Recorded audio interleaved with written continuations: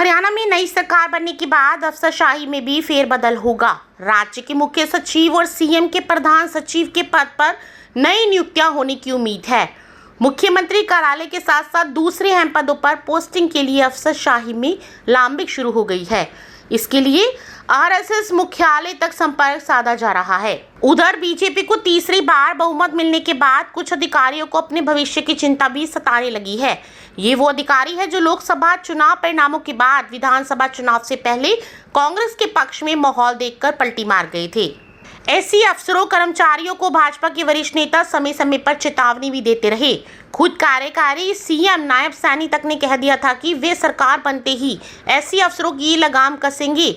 ऐसे में अगले कुछ दिनों में आईएएस, एससीएस और आईपीएस और एचपीएस अधिकारियों पर गांच करने की बात से इनकार नहीं किया जा सकता। हरियाणा के मौजूदा चीफ सेक्रेटरी टीवीएसएन प्रसाद 31 अक्टूबर को रिटायर हो रहे हैं। हालांकि एक लॉबी 1988 बैच के आईएएस अधिकारी प्रसाद को एक्सटेंशन दिलाने की कोशिश भी कर रही है।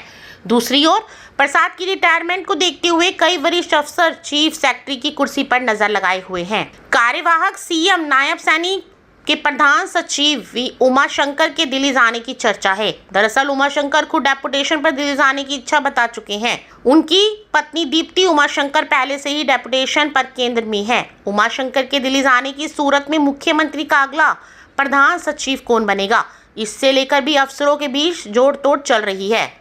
मनोहर लाल खट्टर की जगह सीएम बनने के बाद नायब सिंह सैनी को बहुत कम टाइम मिला था और वह अपनी नई टीम नहीं बना पाए थे।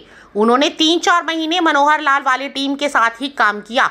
हालांकि खट्टर के ओएसडी रहे जवाहर यादव, अभिमन्यु और भूपेश्वर दयाल चुनाव लड़ने के इच्छुक थे और सीएमओ से जा चुके थे। ऐसे में इनके स्थान पर नए चेहरों की नियुक्ति हो सकती है।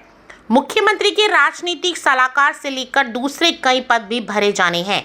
संभावना है कि इन पदों पर सैनी अपने चहेते और कुछ हारे हुए नेताओं को मौका दे सकते हैं। इनमें पूर्व मंत्री सुभाष सुधा और असीम गोयल के नाम सबसे आगे हैं। हालांकि अंतिम फैसला हाईकमान का होगा। कुछ दिन पहले पानीपत ग्रामीण सीट से विधायक चुने गए भाजपा की महिपाल ढांडा ने अधिकारियों को कड़े शब्दों में चेतावनी दी थी। उन्होंने कहा था कि प्रशासन में कुछ लोग तेवर बदल रहे थे, कुछ अधिकारी भी तेवर बदल रहे थे। मैं 15 साल में पहली बार बोल रहा हूँ, बख्शेंगे नहीं। जिन लोगों ने चीटिंग की है, बदतमीजी की है, बेईमानी की है, ऐसे लोग टिप्स पर है। महिपाल ढांडा यही नहीं रुके, उन्होंने अफसरों को लेकर आगे कहा। उन्हें अधिकारियों को लगता था कि कांग्रेस की सरकार आ रही है, इसलिए पानी भरने चले गए थे।